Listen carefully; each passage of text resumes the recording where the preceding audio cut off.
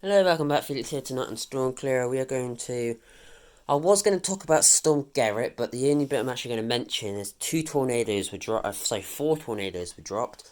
One in very close to us actually, EF2 or T4, whatever it was, 135 miles per hour, and one in Greater Manchester at T5 or EF3 at 165 miles per hour winds. Two animals were killed and 6 people were injured, along with 4 more animals, sadly. That's all I'm really going to mention about Storm Gerrit because I didn't really experience a great deal. Yes, there were trees down. Yes, trains were cancelled. Roads were flooded and closed. There were crashes. There was injuries. Waves were high. Gusts were topping out about 60, 70. But Henk's a lot worse, and it's still going on now. So there'll be an overview, about an hour-long video overview of 2023 coming within the next few weeks. I've just got to find time to be able to afford to do a whole hour. It's a bit difficult. So Storm Henk so far in Mine County has brought down 258 trees, flooded out all the train lines. 47 or 49 roads are shut due to fallen trees and flooding.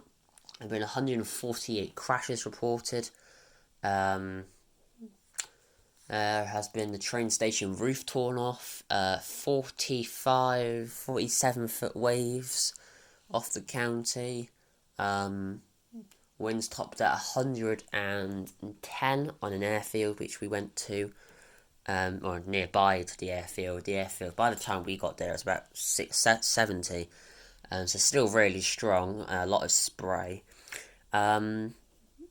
Henk's bad. There's been a lot of injuries. There's been a fatality. A biker got hit by a fallen tree. Literally landed on top of him. That's the worst luck possible. It's been a pretty bad storm. Other than that, a lot of roofs again have been torn off. What else did they say? Roofs torn off, and there was something else in an article which did. Oh yeah, a lorry flipped and flew down a hillside. Again, lots of trees. 2 squirrels were blown out of a tree behind the house. Here, I was going to do a storm overview, but this damage got cleared behind in our garden. There wasn't too bad, apart from the branch which hit my window this morning and woke me up. Furniture, literally the flying across the garden up to the fence, like chairs, plant pots, watering cans, dog poo bins. A lot of branches have come down, or were down, have been cleared now. A lot of trees have come down. Tree man was severely damaged, which is a tree across the road from us, which looks like a person. I do see quite a lot of damage behind the house, so we will have to pay a visit to that. I might just do a monthly visit to different areas, but not at the moment. When I recover from this cold, which is pretty much gone now, I'm nearly there. I want to wait maybe a couple more weeks. I'll get back on my bike, and I'll be able to ride around, and we'll be able to see the storm damage, unblocked drains, because there's a hell of a lot of drains that are blocked up. Went for a 4 today, very high, a lot of debris in it. Driving on one of the dual carriageways, one of the only few actually in this county, not too many. And you just really couldn't see very much. They're doing some major roadworks at the moment. There is a few more things I want to talk about Henk. They obviously did more damage. There's a lot more damage if you go onto BBC News. They got lists of the damage. Just type in Storm Henk, BBC News will pop up. The counties, for example, like Gloucester Live, Devon Live, Cornwall Live, whatever else do they have? Somerset Live, Plymouth Live. I don't know. I don't know. Any other ones really? Bristol Live, London Live, and obviously just on the news channels like Sky News and all that. You will see the updates and the devastation it's caused. London, basically all trains in the Wales, Southwest England, South England, Southeast England, East Midlands of England, were all restricted to 40 or cancelled or postponed. So it's been a pretty impactful storm, really. Infrastructure. So my county's actually getting some investment, 550 billion over the next 2.5 years. Biggest investment. Obviously, this is from private investors, the council, the government. The first four skyscrapers of the county are going to get built. 150 metres, all four of them. Actually, one's 165. Three of them are office towers, one is a residential tower. The tallest building is currently in the county, sits at 55 metres in my town, actually. It's a residential block. So yeah, the city's getting those. They're rebuilding a quarter of the city. 1,500 businesses are either being redeveloped or built in the county. A lot of redevelopment on the edge of the major road, which is actually dual carriageway is actually going to be upgraded to a motorway soon. Between one town and another town. They're going to have gantries about the one of the roads which links to the major city. They're going to dual that. They're also going to extend the M5 to that major to Plymouth. They're also going to have a brand new metro line. They're going to have an updated airport. They're going to be building 45,000 homes. They're going to be rebuilding our town centre yet again. I think there's actually plans to bring in a Lego store, which is the only second one in the southwest. The other one's in Bristol. So that'll be nice. That'll bring in a lot of tourism, I think. And the next major road which joins my town to the city is going to be dualled. They're also going to be dualling the... Oh, what's some of the other roads? There's another road they're going to be dualling as well. So a lot of investment. The county needs it. Is not looking good. So yeah, it's pretty nice. A lot of construction went through the construction site on the dual carriageway. A hell of a lot of construction. Very nice modern architecture used.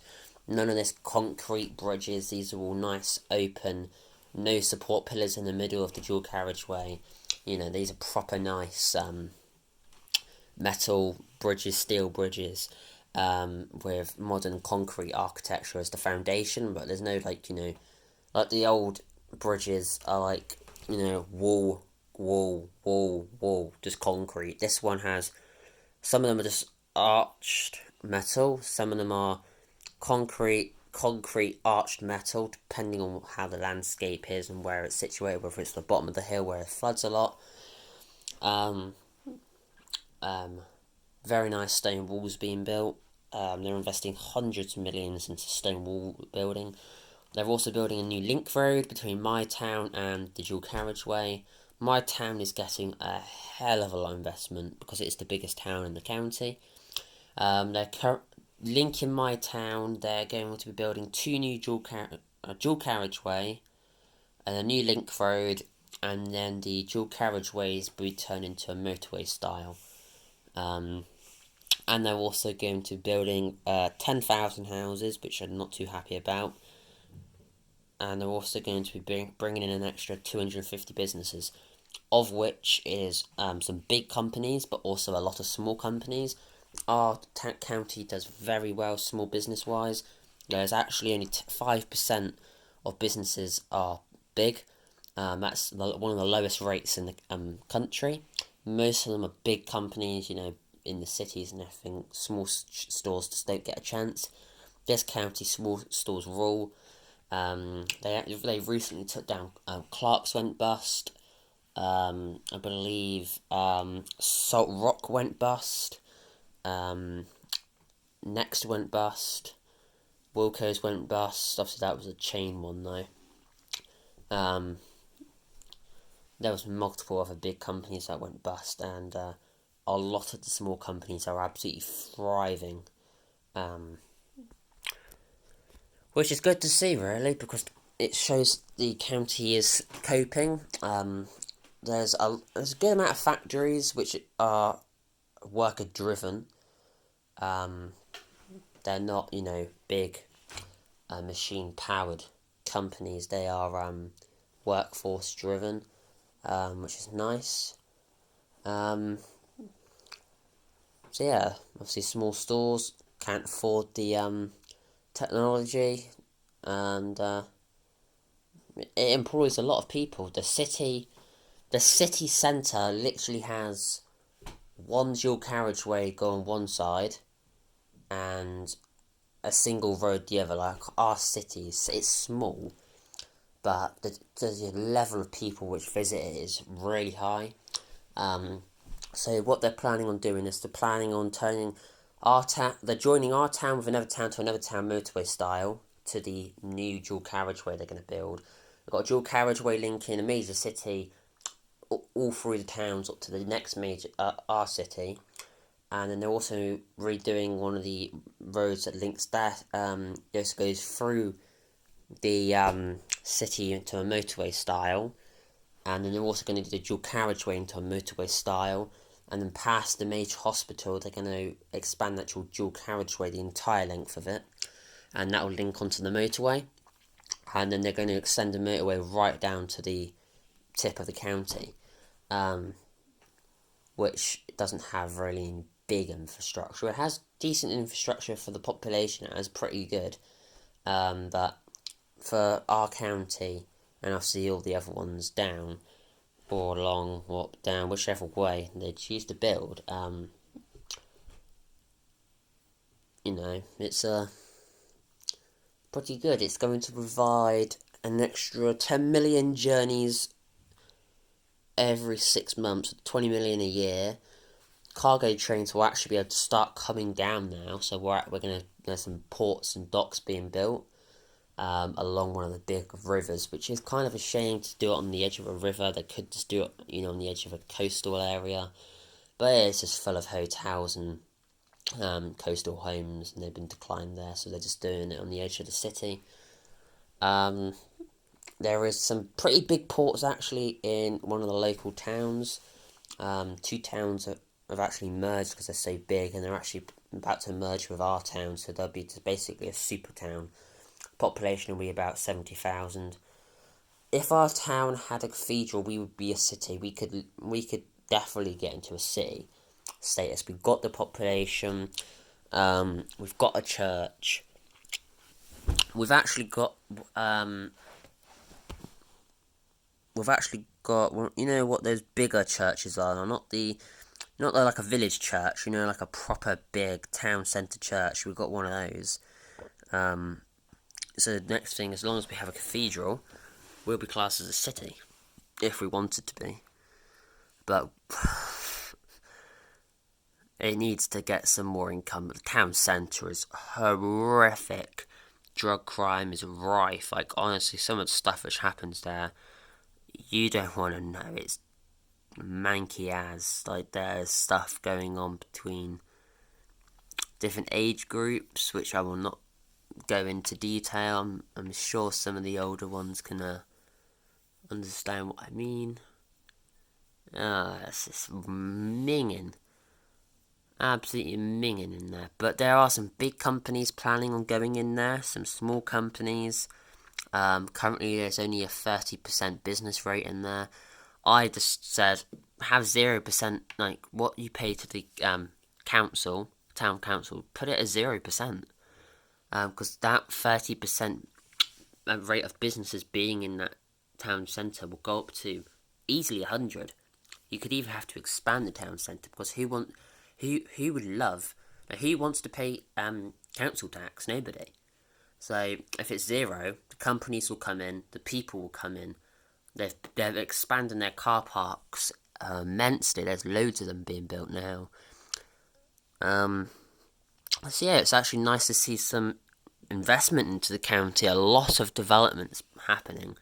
I'm talking, hundreds and hundreds of billions. One par with like the sort of infrastructure, like, an investment, maybe a load of London's getting off. So we don't have a lot of private, but government investing. We are probably on par with London for the next couple of years, to be fair.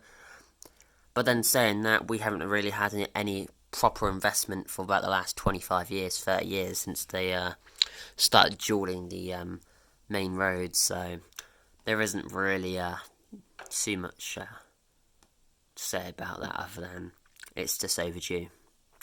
But yeah, we could have an extra 150 miles of road, an extra 100 miles of dual carriageway, the first 200 miles of dual carriageway, first 150 miles of motorway, the first skyscrapers, the biggest business and housing boom in the county's history, the first freight lines, the largest number of passenger journeys, the first underground train line, the first mega docks, the first proper, big companies starting to move down here.